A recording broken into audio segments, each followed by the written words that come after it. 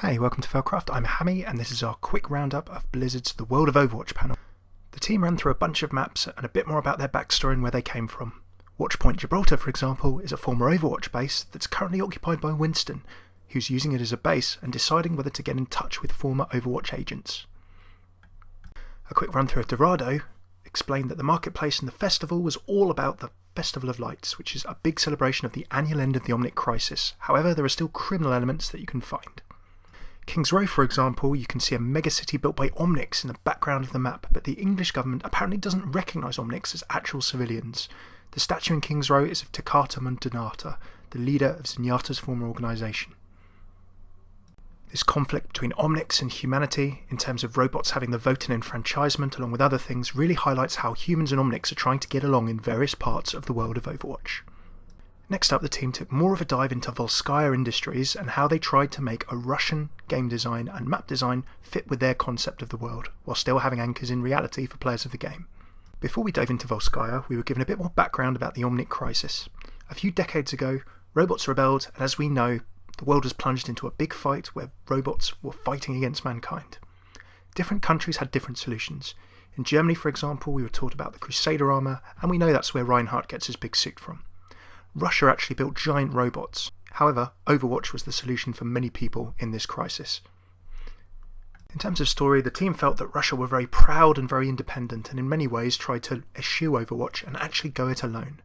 They had a big, independent, national pride feeling that they felt that the Russian and the Russian maps wanted to convey. On the art side of things and in the map design, they wanted to try and bring these elements out. There were two key design concepts for Volskaya and for the Russian environment. Firstly, they wanted it to be visually beautiful, and the term Winter Wonderland was thrown around the panel quite a few times. No matter what, there had to be things like light snow, warm lights, and very much showing that in spite of the Omnic Crisis, the city was still thriving, even in the midst of the great industry in creating these vast battle mechs. The second and understandable design concept was that the team wanted the Volskaya map to really look and feel like Russia. Even though there are fantastic elements such as the mechs, they wanted it to be relatable in terms of architecture and design. And this was a collaboration between environment, tech art, and a bunch of people in a big joint process.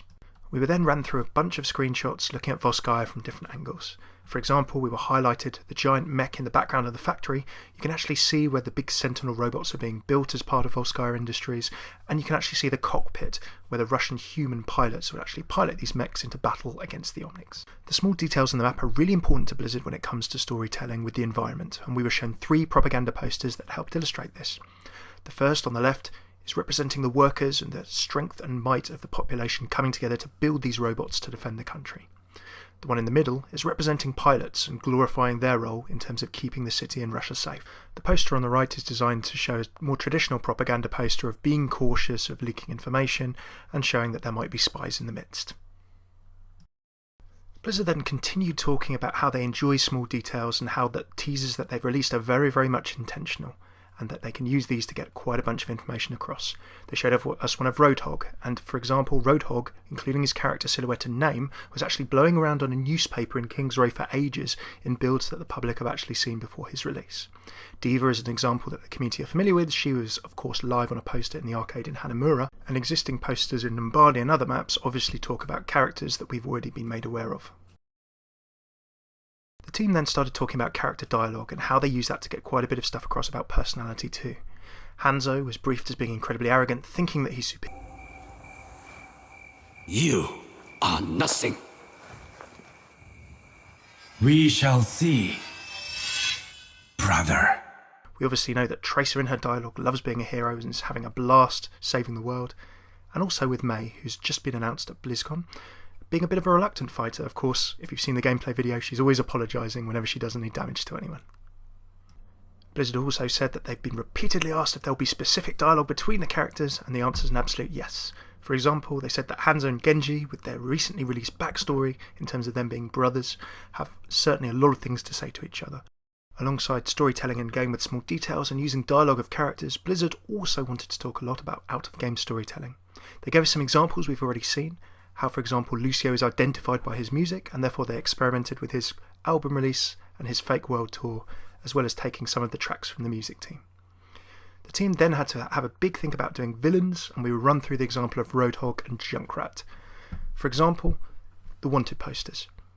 When the team actually briefed these into the art team on Overwatch, they found that they were drawing them way too close to the way how the characters actually looked. So, the team decided to try something a bit different. They actually described these characters to other team members in Blizzard who hadn't seen them and who maybe weren't working on Overwatch. The example on the left of these three was drawn by someone in the Hearthstone team off a basic description. The one on the right was from the Diablo team, and the one in the centre was from the Overwatch team. The team then had a bit more of a chat about Junkrat and how they could use out-of-game storytelling to show a bit more about his mind and character. We were shown the sketch map that was based on the actual level design layout of Dorado. One of Michael Chew's favourite jokes was actually El Banco, because Junkrat and Roadhog aren't the sharpest heroes in the game. The team were really enthusiastic about making a moment in crime as the joke special report detailing the episodes of Roadhog and Junkrat. We were then shown that quickly before we moved on to some other points. Chris Metzen then jumped in to talk about some of the more traditional storytelling methods and how they would apply to Overwatch or not.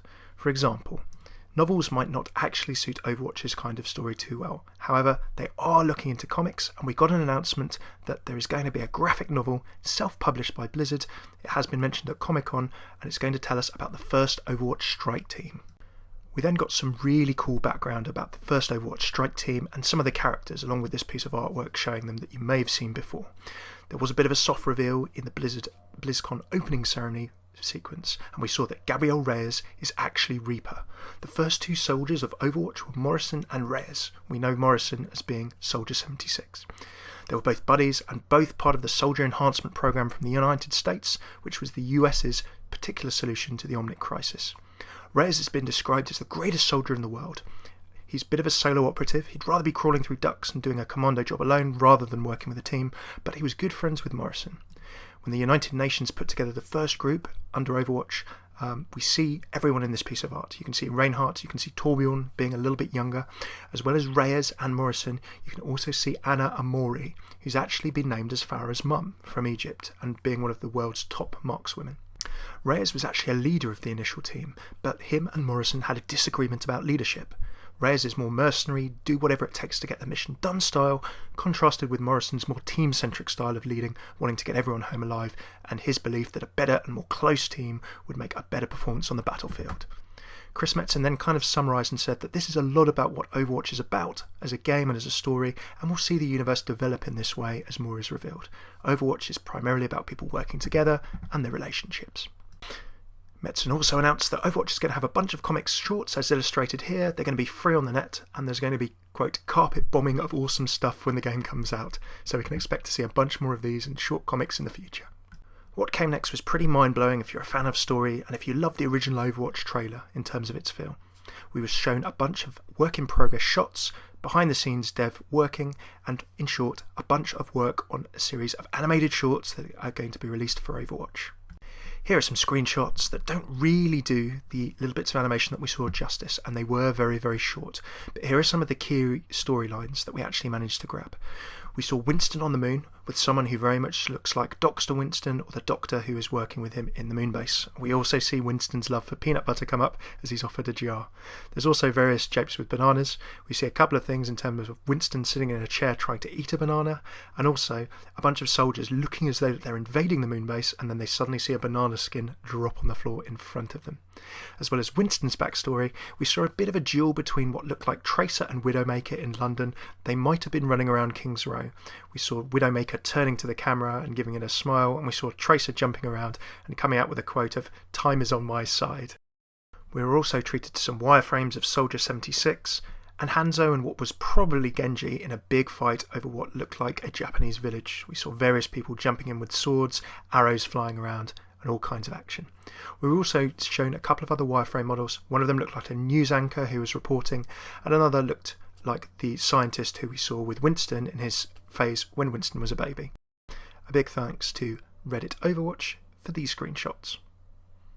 Chamberlain wrapped it up by saying that these shorts can actually all sit alone, they don't have to be contiguous, and that they're kind of self-contained, so you can watch all of these individually. They have a beginning, they have an end, you don't need to string them all together. After that, there was an audience Q&A. I'm not going to go over every single question. I'll pick out the key ones, but you should go over to Reddit Overwatch on the subreddit. They've got a brilliant thread there with everything in. One question was if Blizzard actually exists in this future universe, and the devs found this pretty funny. I think Metzen mentioned that although it was not official in any way, that the guys had been laughing and had drawn a couple of pictures and concepts about an event location called Blizznyland for a potential map. For very obvious reasons, it would probably not be called that, but they have toyed with it as a map idea, kind of a theme park, Blizzard themed, with the other games being referenced in, would be something really, really fun. Not official, not planned, but certainly an idea they've been bouncing around. What we were told was, yes, this is the future, Blizzard exists in that future, and unless they're the Dark Blizzard, who are the most horrible faction on Earth, then they'll be around in some form or another. We already had this kind of referenced in terms of D.va's story as a pro gamer and a StarCraft player. Another interesting question was about diversity and asking if any characters were gay. The answer was a resounding yes twice over, but the whole team said that they want to work on how they thread stories and build it into the universe. Chris Metzen said that they really want to tell stories that give them a chance to breathe, and they want it to kind of play out organically rather than making it feel contrived or, quote, like data points. So the final thing he said was stay tuned on the storytelling. Another interesting one came up on levels and locations. The way the question was phrased was, would you try and change the levels as we go along in terms of the story, or would you add more levels or worlds like a progression? The answer on this was pretty solid. They've talked about it in both different ways. One idea that was highlighted was, for example, the news ticker on Nimbani. Could that be updated in the game to show different action that's happening in the shorts and in the world as we're going along? Metzen answered probably a bit of both. For example, he mentioned that there might be a deeper robot city under King's Row. They've not really been able to explore that in the current map. That's a perfect example of where of more of the same environment that's known, but perhaps a down the street or a different area could be explored, showing more of the space, developing more of the story on some of the locations that currently exist. There was a brilliant question which was asking that if each different country or several countries had their own solutions to the Omnic crisis, then what did the British do? Clearly close to my heart, and the answer was pretty much, we don't know, we'll wait and find out. The one thing that did get highlighted was that Trace's abilities are kind of central to her, and they weren't reflective of the overall British solution to the Omnic crisis.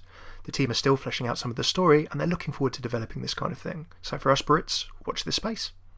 A really interesting one in terms of backstory came and highlighted that from a lot of the individual origin stories we've seen so far, or the details of them, humans didn't actually interact hugely from this person's perspective while Overwatch was active. So how much did they actually do that? The answer came out thus. The timeline was laid out a little bit more. Around 30 years ago, there was an original strike team called Overwatch, and that was the 5 or 6 people that we've already discussed in terms of the Origin comic that's coming up. These guys did such a good job, so the team grew into an international organisation, and they got, quote, jump jets, snowmobiles, and stuff. This expansion over time meant that more and more heroes came from around the world. Metzen kind of divided it up into 3 stages. There was the Golden Age, the first stage of Overwatch with this small initial unit. There was then the height of Overwatch, from maybe 10 to sort of around about 3 years ago, with 3 years ago being the time where things started going downhill or there were big problems. But in the golden age of Overwatch and the height, there were certainly potentially tens, possibly even hundreds of agents.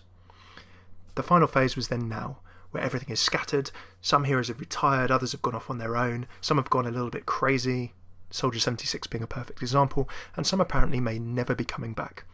You have these 3 different epochs, and each of them has a different shape, a different feeling as to what Overwatch has been. And over those 3 eras, you'll see different sets as the story is developed of different heroes doing different things together or not.